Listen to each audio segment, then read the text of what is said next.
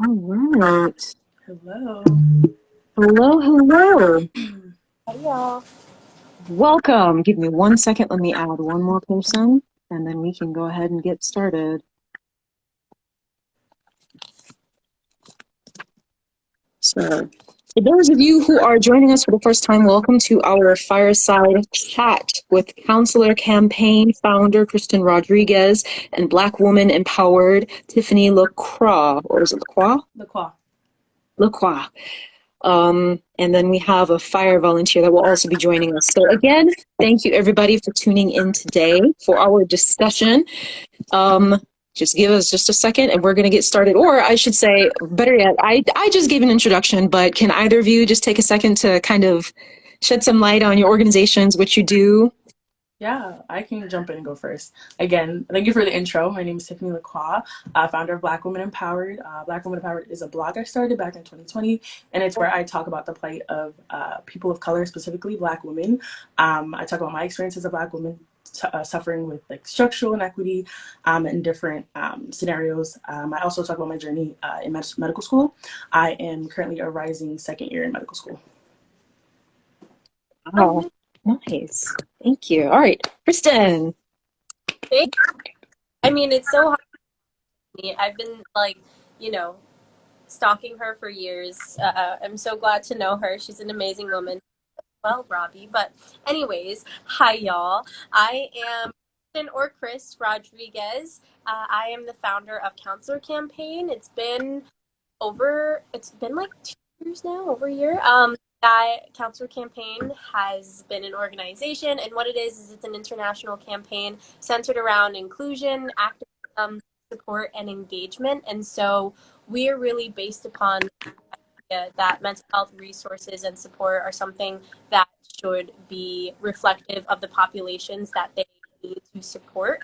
And so that's why the inclusion part is such a big aspect. Diversity is something coming to light a lot, especially now in our current culture, which is amazing, but diversity at the end of the day needs action, because without there's no action behind it. So that's what our campaign is in a little nutshell. Excellent. Wow. Awesome.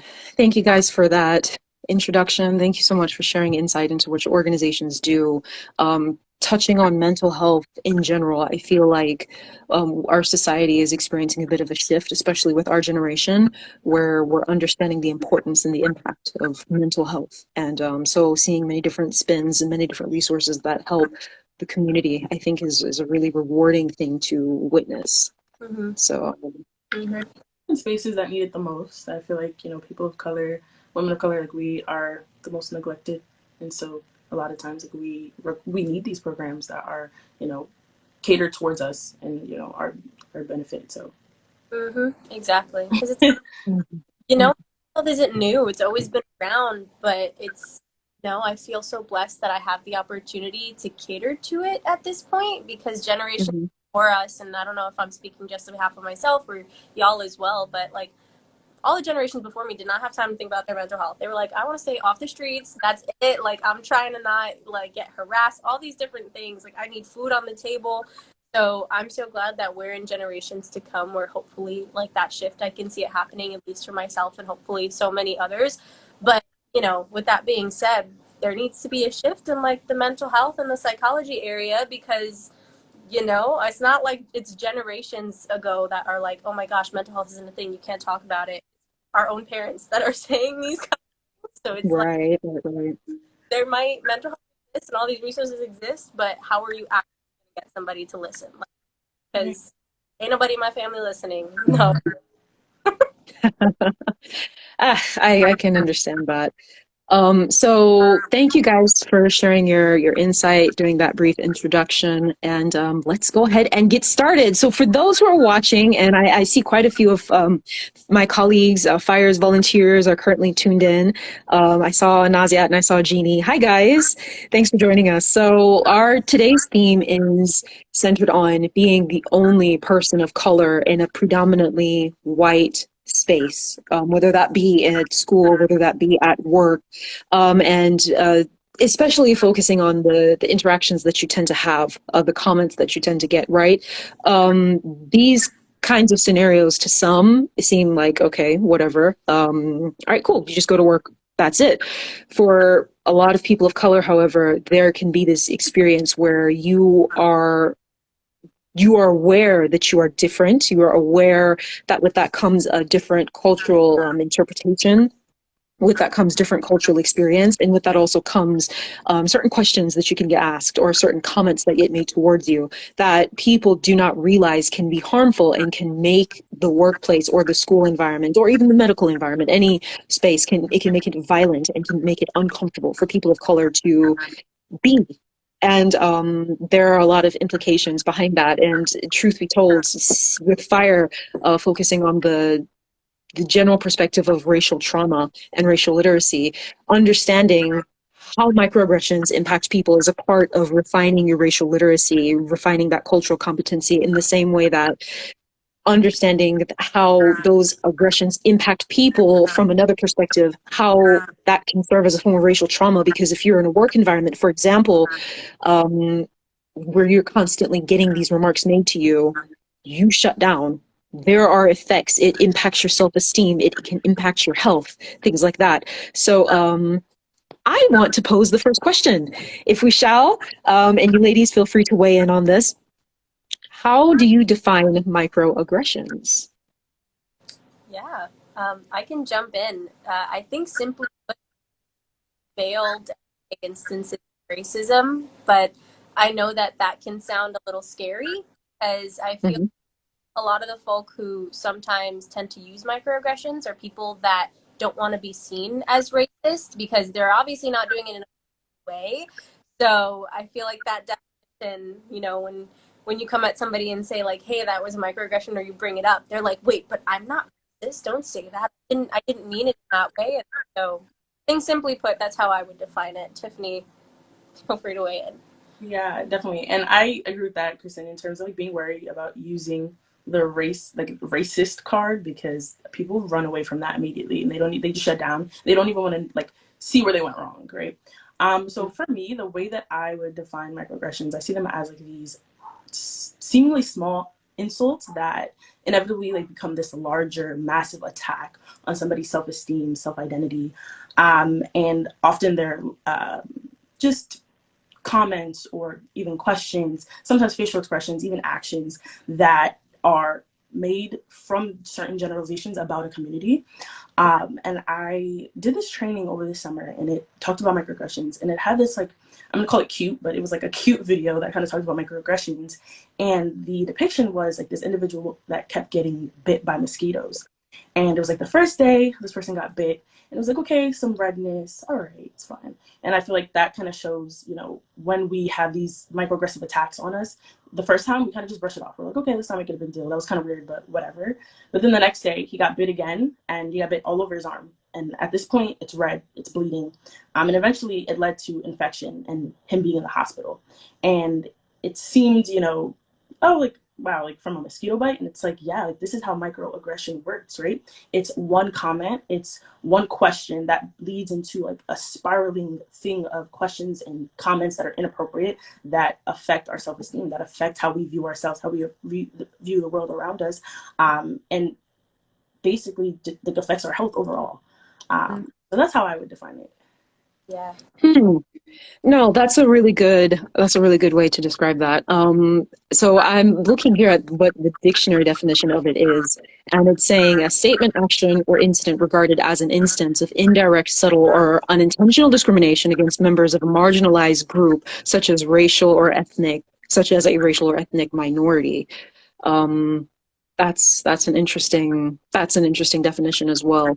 I really agree with all of the definitions that you guys provided as well, based on your understanding and your insight. I think that this definition is interesting though, because there's microaggressions, like what I'm hearing from what you said, and then this definition online is there's microaggressions that you give out without even realizing it.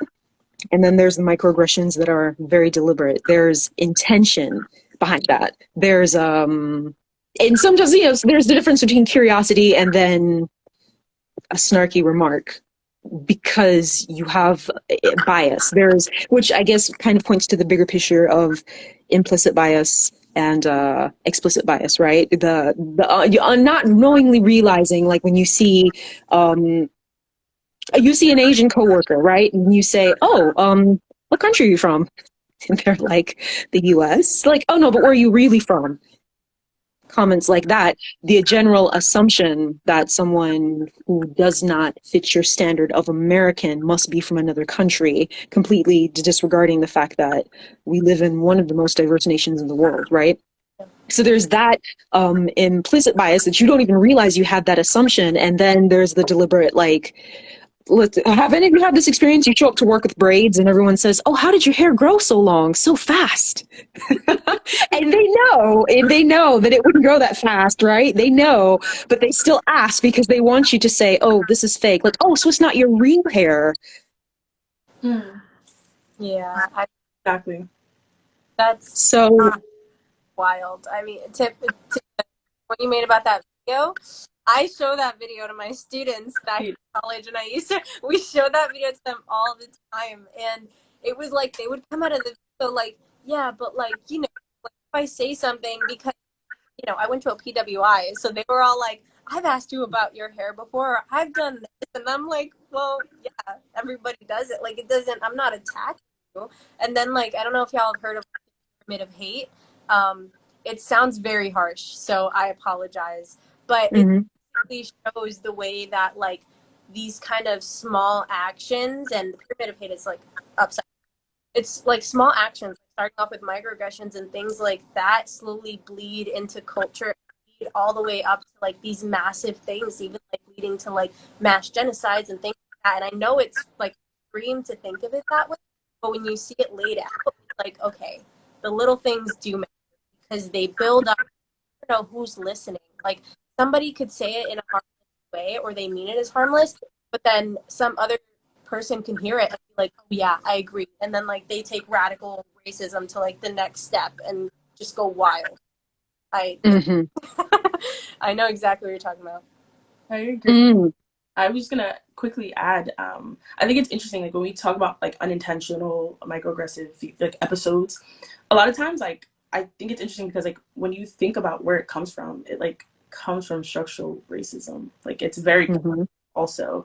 It's like, where would you get an idea that A, somebody's less than you, or B, this is not normal, right? Like the US is really good at telling you what is normal, what is the status quo, and what deviates from that. So it's like when we get these statements, it's very clear that you're getting this from the ideology that's around you, and then you are spitting it out and you are affecting me with it. So it's this whole like kind of like feedback loop. It's like it's happening in the world, you say it to someone else, this person shuts down and is affected by like structural racism already, and it's just added trauma. But I know we're going to get deeper into that later. mhm, mhm, mhm. So it's interesting hearing you guys say this, because what I'm already picking up on you saying is that like when we talk about the distinction between explicit and implicit, there's the general, and it's almost like fish in a fishbowl.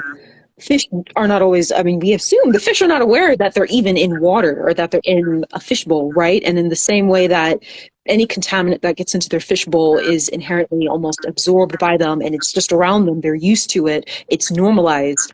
That very same analogy can be applied to microaggressions and how we absorb racism within the institutions around us so easily that like you can accidentally say something and it strikes you as normal to say it because of where you are.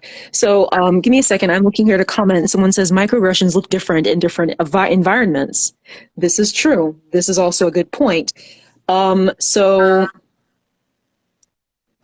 I suppose, I guess one of my questions is what are some different environments that people can be in where they would get different comments in the first place? And then I guess, how can we educate people and inform them that not all of these microaggressions look the same? Does that make sense? Yeah, that makes sense. I think I could weigh in on this one. I feel like so I can give more so like personal examples of like how it can be different in different environments. So personally, I've experienced I worked at a spa a couple of years ago, and I would always change my hair. That's something that we've already talked about. You know, as Black women, a lot of times we change our hair up. It's never going to be, you know, the same, right? Sometimes it's afro, sometimes it's cornrows, sometimes it's braid, long braids, whatever it is. And I would show up to work with different hairstyles, get the same comment of, oh, wow, your hair grew overnight. And that, you know, I brushed it off because I got that ever since I was a little kid. So, you know, I don't really care. But there was one specific instance where a white coworker, I had my hair in a sleek, kind of like sleek hairstyle with like a pony, with like a braided pony at the end. And this white coworker that constantly would make comments about my hair decided to touch my hair and then tell me that it was long enough that she could sweep the floor with it. And in that moment, I'm just like, first of all, you touched my hair, and two, like you thought that was appropriate to say. Like you kind of sit back and it's like, now this is overt. Like this is not, oh, I didn't know, like that would offend you. If I told you your hair was spongy enough that I could wash dishes with, you would have been like, why did you say that? So it's like very weird, you know, the comments that were being said to me in that space. But then talking about another experience where someone's kind of like intelligence is now being insulted. My sister is an immigration lawyer, and before she was an immigration lawyer, she worked at her first firm, and they assigned her with a project, and they had her, I don't know what the jargon is. I think she wrote a memo, and she wrote this memo, and it was well written. She gave it to her supervisor. Supervisor saw it, also thought it was well written, looked at it and was like, this is great. Where'd you get it from? Where'd I get it from? I mean, just worked on it all night. Like I wrote this. So this is what I mean. Like that you can have, you know, you can face different type of microaggressions depending on your environment. And typically, like if it's an educational type of environment, it's typically like what you produce. People just can't believe. It's just so out of this world. They look at who you are rather than the work that you produce. Or like basically like your physical appearance, and they try to match up what you produce with the physical appearance rather than look at what you produce and make conclusions from that. Like, oh, wow, this is great. You are a great writer. You're going to be a great lawyer. That's what that should have been. But no, it's, you made this? Doesn't match up. Why? So this is interesting that you just mentioned that, because I've had times where we made posts on our social media account about the concept of merit based on someone made a comment on one of our posts, and they said, well, what about merit? And I feel that this relates to what you just said, because what you're saying is, for some people, it's automatic to look at a person, assume that they are, one, incapable of producing something of a certain caliber or quality, and then two, immediately giving that credit to somebody else that clearly must not look like them, in which case that question, who do you assume they have to look like for them to produce this? That makes you ask more questions, right? But this to me points to another issue of merit. Even when people say, oh, well, if you use merit to decide that a person should be worthy of certain praise or certain benefits or certain accolades or even a promotion, how can you even achieve that when people assume that you didn't even do it because they look at your skin color and assume that you're not capable of it? So this is another aspect of microaggressions and what it further stems off into, in my opinion. What do you think? Does it sound like I hit the nail on the head? you most definitely did. And I'm going to just go quickly answer the second question. I believe it was it how we mitigate this? I didn't. How can we educate people or inform them I think that not all microaggressions look the same? Right. I think that first of all, the person has to be willing, right? Like you can talk all day about these issues, but if the person isn't willing to understand, absorb, see where they went wrong or where the people around them are going wrong, there's no point in even having the conversation. But once you kind of have that open window of like, this person really wants to understand like what's going on, the first thing is kind of like pointing it out when it happens. I think we have a tendency to brush things off, right? Like I said, things like this have happened to me since I was little. So it's like, why am I going to make this a big deal? But in the moment, it's always a big deal, right? Just because I think for me, like I personally would say, like, I don't want to affect the peace of the environment, right? But it's like, while you're preserving their peace, who's preserving yours?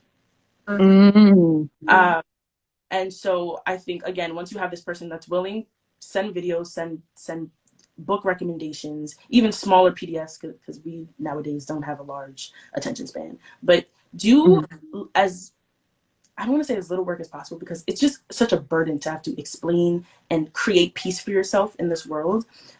That's why I always love to just give sources out. Like, I can talk to you if you really want to talk, but I also don't have time to talk to you. So I will let Google do on the matter.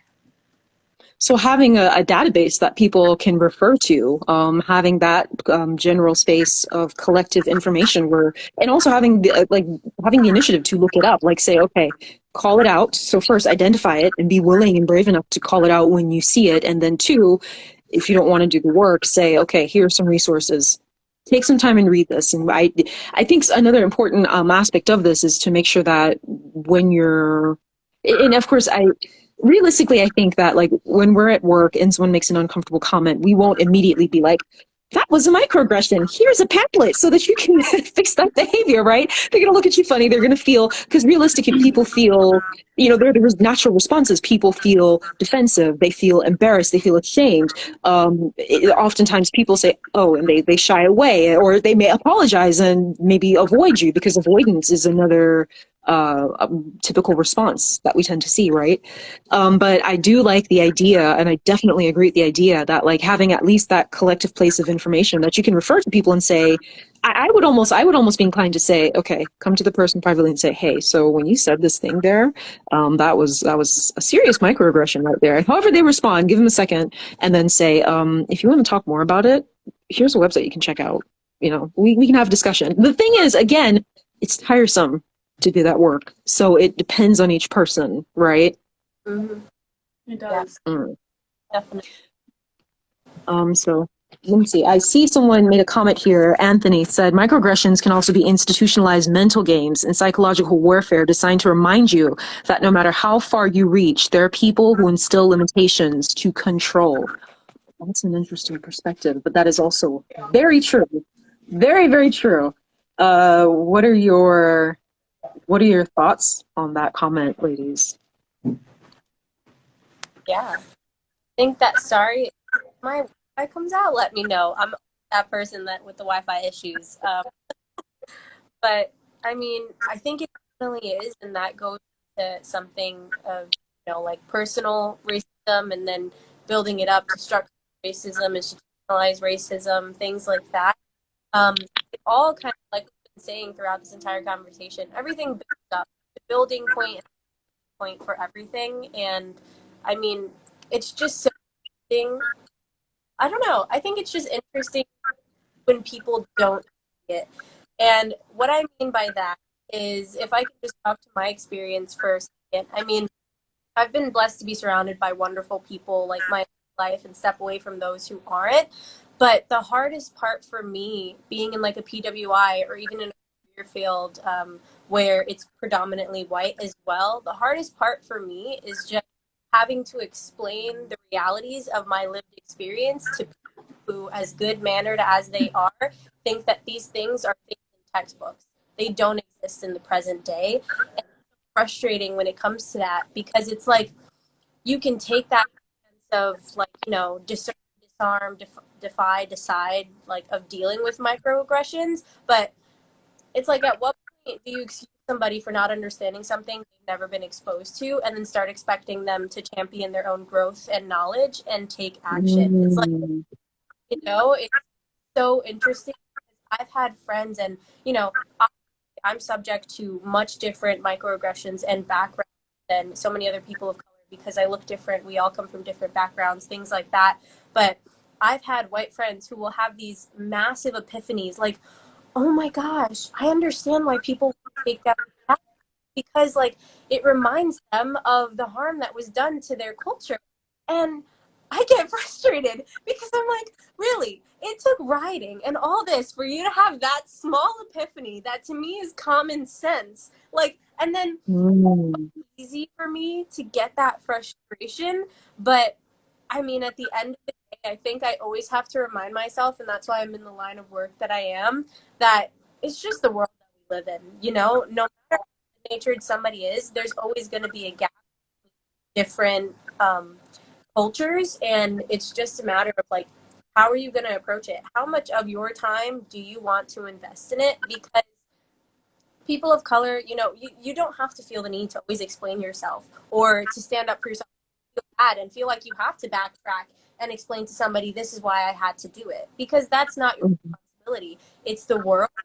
But at the end of the day, you know, I can get into my work all I want, but what I try to do is try to like approach that with empathy. I try to step in to where I don't want the entire culture to have to explain themselves. I want to be able to give people resources and ability to take a step back and build empathy for others so that you can approach these situations differently rather than expecting to put it on every individual person to have to explain themselves, because that's just absolutely ridiculous. When they're out fighting structural, institutionalized racism, they have so many other things going on in their life. Like, you know, that was a bit of a tangent, but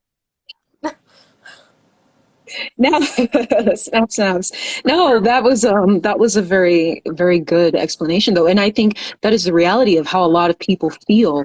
And that is also why for some people, they're kind of like, you know what, when they get that kind of comment, sometimes they'll shrug it off, sometimes they'll confront it. But for the most part, they're kind of just like, you know what, whatever. It's too much work, because at the end of the day, it is the individual's, it's their responsibility to pick up that desire to grow and develop that empathy so that you can understand what is okay and what is not okay. Basically, it's your own responsibility to develop your racial literacy, your cultural competency. And it's interesting because I think the household you come from, everything, the environment you come from determines how much you can even tap into that, or how willing you are to even tap into that. So someone made a comment, and I want to pose this question because I thought it was very interesting. So we were talking about if someone makes a comment, pull them to the side, say, hey, here's some resources. You say most people are too tired to do that. It's your responsibility. That's a good point. But tell me what you think about this. Someone said, how effective would that strategy be if it was your supervisor that made such a comment? So in other words, how can you effectively, tactfully, professionally respond when you receive a microaggression from a supervisor? yeah.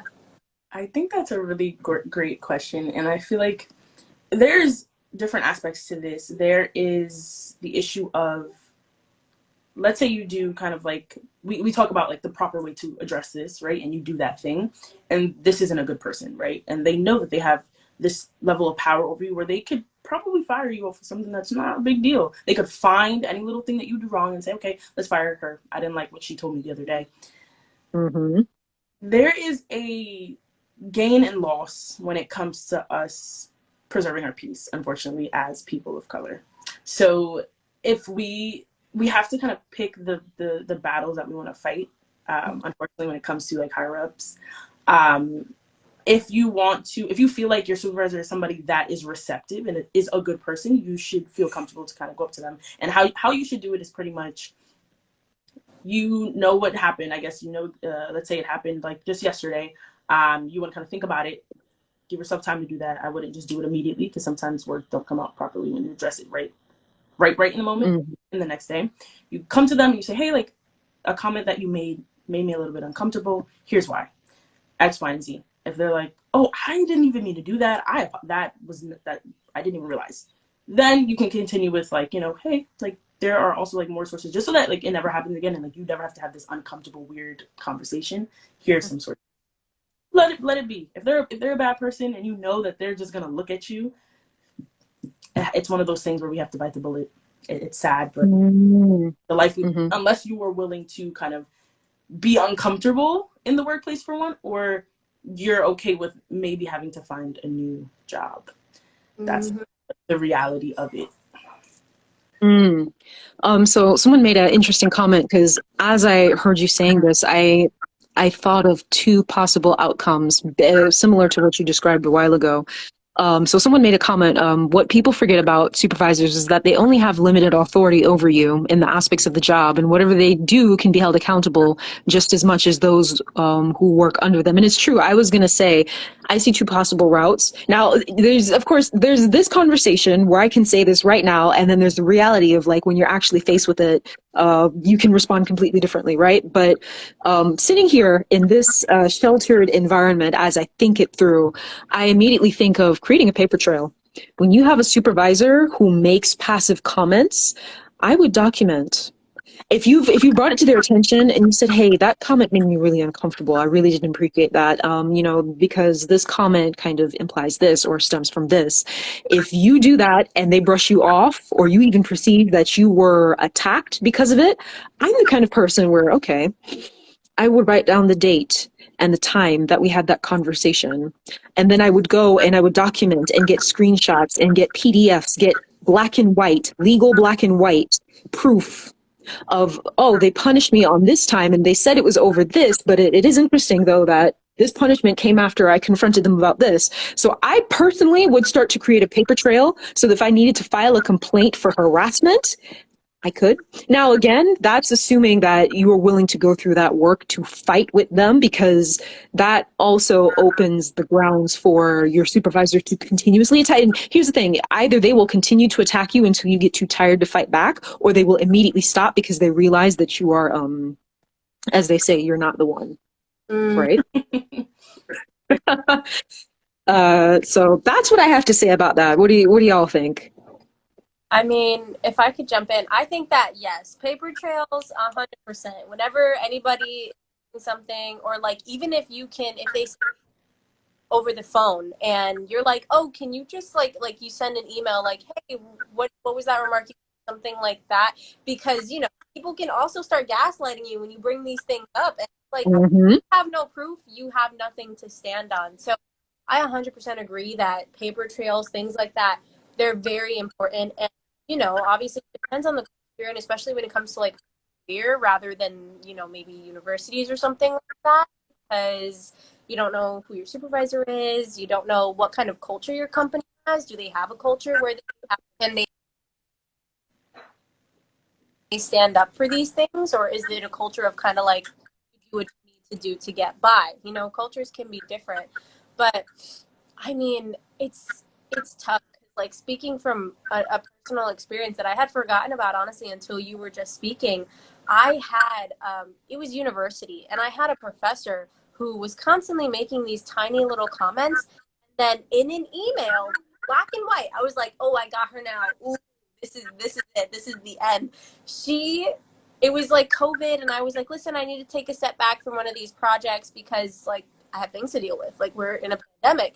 And she said, and I quote, I will never forget this. Like, sometimes I just open it when I'm like, okay, you needed that passion. Now go forward.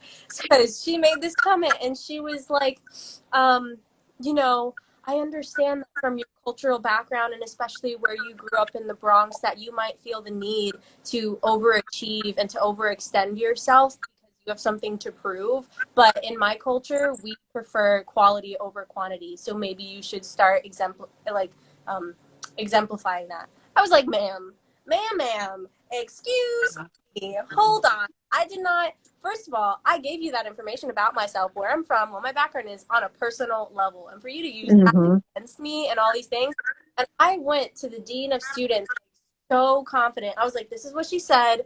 This is obviously not okay. Like, what are you going to do? And they said, well, we need to get her side of the story. We don't know how she meant it. We don't know, like, what her intentions were. I was like, are you kidding me?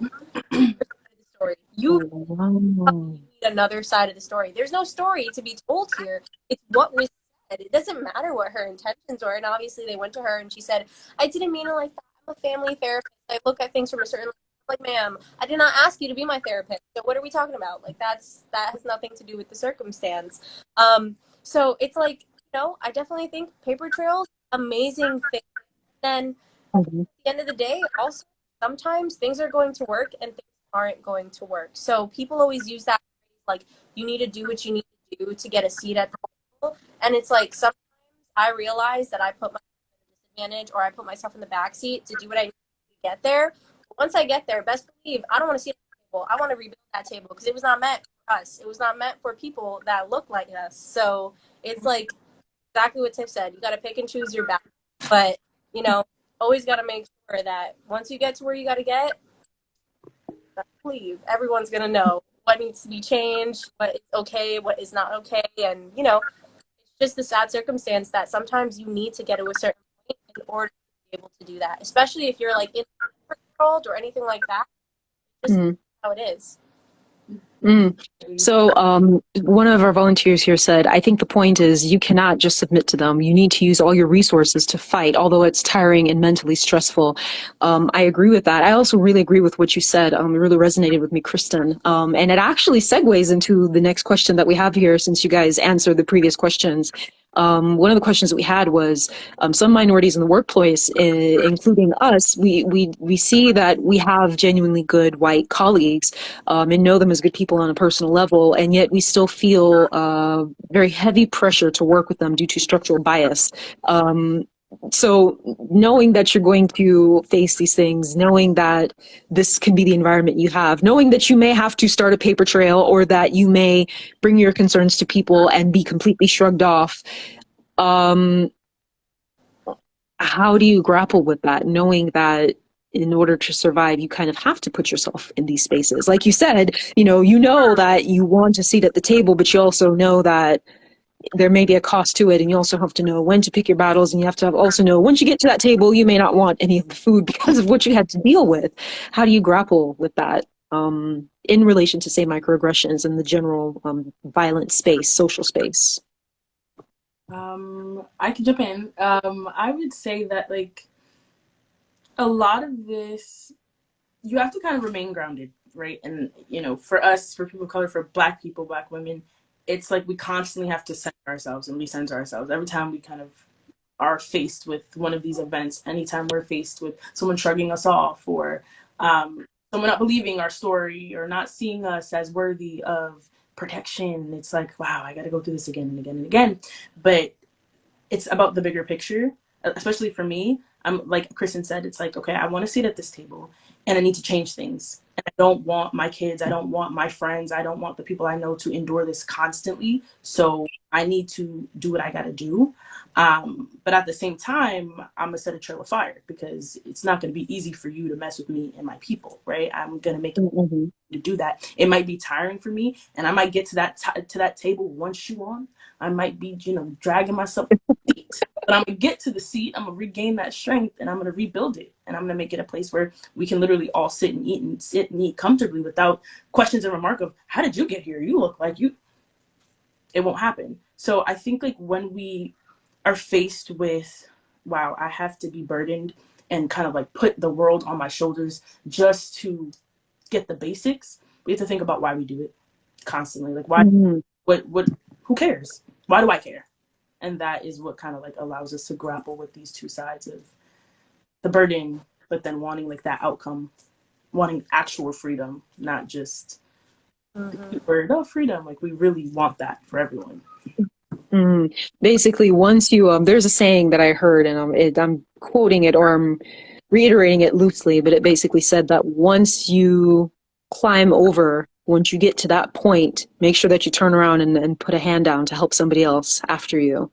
And so that, and understanding your why to motivate yourself to be able to do that is why you can put yourself back into these spaces, why you can endure that and continue forward. Through the good people and through the really awful people, through the decent circumstances or good circumstances, and even the really bad ones. It's understanding your why and centering yourself, which someone asked a while ago, how does one center themselves? What are some recommendations to center yourself when you're in the midst of that? Kristin, do you want to? I don't know if it's towards me because I said it. Wait. You got it. Okay. So it's so hard. It's really so hard. But I think acknowledging like the space that you're in and what's going on is important. And then also acknowledging that you can't do everything. You're not a superhero. Unfortunately, we're people and we're tired and we're overwhelmed and we're constantly dealing with the same things. And so when you need to take a step back, you take that step back. It doesn't mean you're letting people down. It doesn't mean you're not doing what you need to do. It means you need to reset, right? Like phones, right? You can't use the phone all day and expect it to last for 2 years, right? What do? You put it on, you leave it alone. So we need to reset and time to reset. I think that's like the first part of centering yourself. And then like talking to people, listening to experiences, listening to people that have, I don't want to say had it harder, but has had an experience that was so hard, so difficult, but saw the other side right? Like, really quickly, I was fortunate enough to meet Harriet Washington, and she's an author of Medical Apartheid. I don't know if you guys are familiar with that book, but she Mm. was telling us about, she basically writes about all of the medical injustices that happened behind the scenes years ago, like from 1900s to even before. Experimentation, not just the trials that like we kind of know about, but the things that were written in journals from years ago that nobody knows about because we don't even know where to find them. So she uncovered, Mm. put it in a book, and like showed the world like, this is what happened to us, and this is why we're angry, and this is why we need health equity. We need to focus on our Black and brown populations, and we need to do better. And not we, but our white population, our white doctors, our white physicians. Like, if this is what we need to do. And when I met with her, she was just telling me about how people just overlooked what she said, even though she had data to back up her claims. They weren't just claims. These are hard facts. This is what people wrote. She brought it to them in conferences, and people were like, "Sit down, girl. What are you talking about?" These are people higher than her. These are physicians. These are people that are that have status. That, you know, their word was bond, while her word meant nothing, even though she did all this work. And I'm looking at her, and she's a successful author, and she touched the hearts of so many people, and she brought out such great information that is saving lives today, that is making our healthcare system reform and rethink and do better. And she had to go through all of that, but look at where look at the change that she's making now.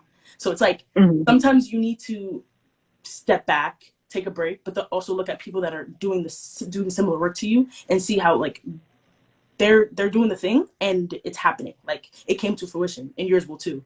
So it's all about patience, and just kind of like pushing forward. And then Mm. also, personally, I'm a writer, so I like to write. I will write about certain things, and I'll get it off my chest. And yeah, those are my ways. Yeah. Mm. So what I just heard a while ago was finding not being afraid. So centering can mean not being afraid to step away from a situation or unplug, so to speak, from a situation. Right. And if that unplugging entails finding someone who inspires you and reminds you of your why, or literally something that is cathartic, and in your case, it's something rooted in the arts, so something rooted in writing, something rooted, and it can be in singing, it can be rooted in painting, it can be rooted in exercise. If you're in that kind of environment and it stresses you out and you have to go punch a punching bag, go punch that, do that. And someone made a comment here that I think would be a really good tie-in. They said, I usually measure it by asking if the situation I'm going through is something that will heavily impact someone else like me in the future, or if this is more personal to me. I think of others first. So whether that experience, so that you know it will help other people in the future who look like you, who may come after you. And I think that that is a really good and well-rounded perspective to have as you try to pass through that experience. So thank you for answering that, guys. So my final question is, so okay, we've been through our microaggressions and we understand this. We've talked about how to center, how to follow up, and how to prevent, or what actions to take when we see people exhibit microaggressions.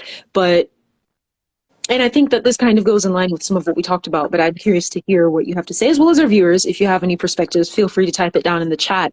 How do you stand up or be an ally to someone when you see them experiencing microaggression? So, and I think immediately, and this is another point that is important for me, even though we are focusing on racial literacy, racial trauma, understanding that we're trying to bring together different communities, right? So what if you as a Black person or you as a Hispanic person see another person going through, so maybe someone from your community, maybe somebody outside of your community who's still a person of color experiencing microaggressions, how can you be an ally to them? And how can we be an ally in such that it can prevent that from happening in our institutions? Does it make sense? Yeah, definitely. And I mean, I think you explained it, like, you know, it happens to people of color. It happens, I think, every day now. I think right now the thing I see the most is pronouns. Like, such a simple thing, or at least to me, it seems simple to be able to call somebody by what they identify as. And so many people are so angry about it. And like, it's even people in our own culture, because, you know, our cultures can be, you know, a bit troublesome, problematic as well. Mm-hmm. But you know, I've heard people in my family and outside my family like, I don't understand, why do I need to change my vocabulary? I'm like, you do these things anyway. What's the problem with saying you know, if you didn't know whose book that was, you'd be like, oh, that's their book. Then it's like, oh, what's their name again? Oh, that's her or his book. Like, we know how to do things, and people get so upset at them. So I think, without going on a tangent, that's one of the ones I see the most today. But I feel like it can be difficult. I think that's something that I started doing is I just personally champion inclusion everywhere I can. So sometimes it can be difficult for me to stand up for myself. I won't lie. I tend to be how I was raised, very kind of like, you know, appeasing person. I'm going to try to make others feel better before To be agreeable, right. because, like, you know, that's how my mother raised me. That's how my me make sure that you're not upsetting others. So it can be hard for myself. So I think it's standing up for myself that's the problem. When it comes to other people, I will be more likely to jump in and say, hey, hold on, what did you just say? Like, we need to backtrack, we need to talk about this. We don't have to get uncomfortable, but we still need to have this conversation. So I think that for me it's a little bit easier with others.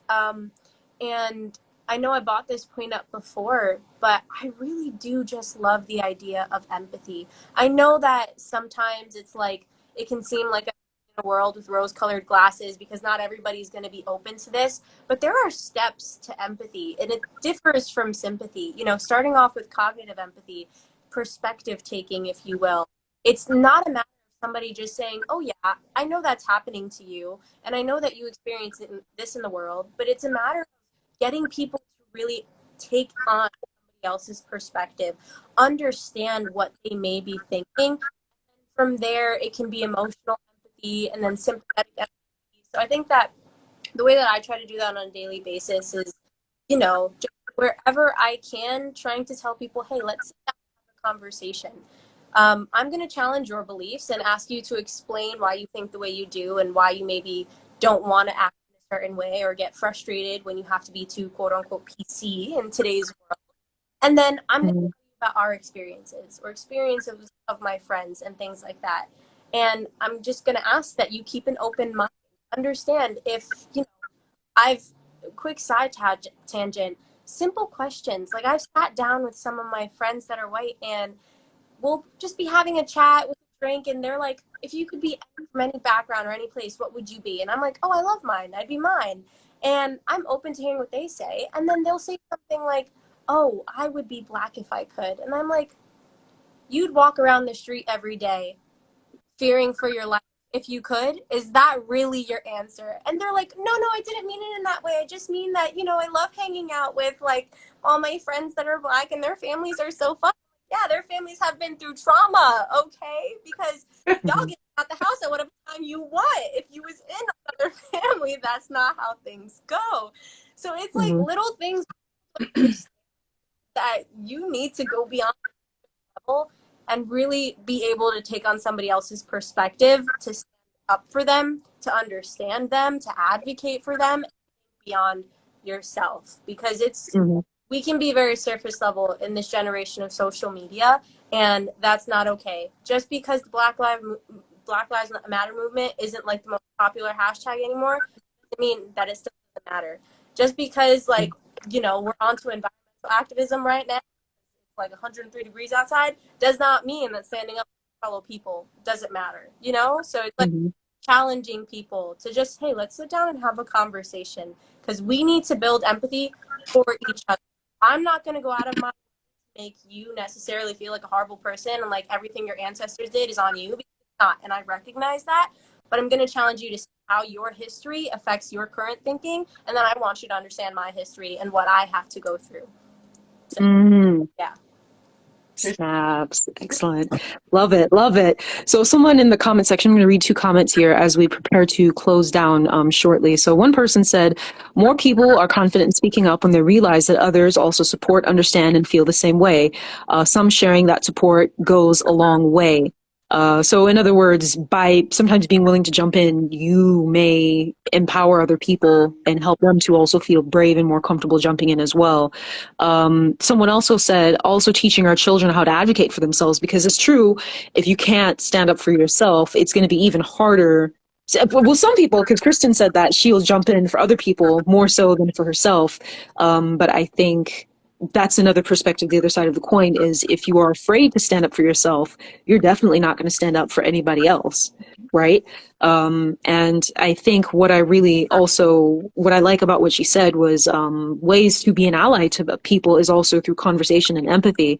What I think, a point I would like to make, though, is that I think, and we do touch on this as well. Uh-oh, looks like we lost Kristin. Uh-oh. Yeah, I'll add her back. But something I would like to touch on is that I think that empathy is important, but something we like to distinguish between is empathy. Empathy is like you look at somebody and you say, oh, that's painful. Oh, right? And then you go on about your way. And you can completely unplug from that situation. And you are completely unbothered by it. You're completely untouched by it. It doesn't matter. It doesn't impact you. You will probably never have to see it again. Or you may see it again, but again, you can unplug. It's like when you watch a movie like Hotel Rwanda, right? You watch that and you say, man, that was horrible. That's empathy. Yeah, that's great empathy. But then you disconnect. However, compassion is being able to see what other people go through, feeling like, whoa, if I went through that, I don't know how I would respond. And then being moved to action, I think, and that goes back to the concept of being an ally, is not just watching passively as these things happen. And whether you directly confront something or whether you take the soft approach and you try to kind of pull somebody to the side, I think that the action is what matters most. Right. Do you see what I'm saying? Like, that's actually the distinction between compassion and empathy. That empathy is like, you can look at somebody and feel some way, but compassion means you are moved to action based on what you feel. And I think that if we can, as a society, get different communities to feel that for one another, do that towards ourselves and then towards one another, we can be so powerful and we can help each other so much, because that is like the concept of being an ally to other people, I think, is something that we were lacking. Not entirely. We saw it during the Black Lives Matter movement, during the Stop Asian Hate movement. We saw it, but it was wavering. There are some people who ran out in droves, and then there were people who said, it doesn't impact me. I don't care. Mm-hmm. And that is what we have to get to the heart of. Now, I've rambled enough, and we have 5 minutes to wrap down. So, what are your thoughts on that as we prepare to close? Hey, you and Kristin put it perfectly. I was just gonna add, just that aspect of allyship amongst marginalized groups. We struggle with that really badly, and I feel like that's not something that's talked about often, or maybe just not in my circles, where it's in society, a lot of times certain marginalized groups would rather have proximities to whiteness and being accepted, rather than wanting to kind of fight the good fight, because it's kind of I face microaggressions too, but I can deal with it, and I'm climbing up the corporate ladder and I'm here, but you're there, and that's because you're Black and I'm this. And they kind of hold the same ideologies that racists, a white racist hold. And so it just doesn't allow us to move forward, because we're in this battle of who had the greatest plight and who works harder and who did it to themselves, or who it's once we all can step away from that and be hey, we've all been wronged by this one common enemy. Let's see how we can come together and really fight together, because there's power in numbers. That's a common statement, but it's there's power in numbers. If we all kind of stood up for each other when we were all being wronged, the perpetrator would literally have to back down, because everybody's saying you're wrong.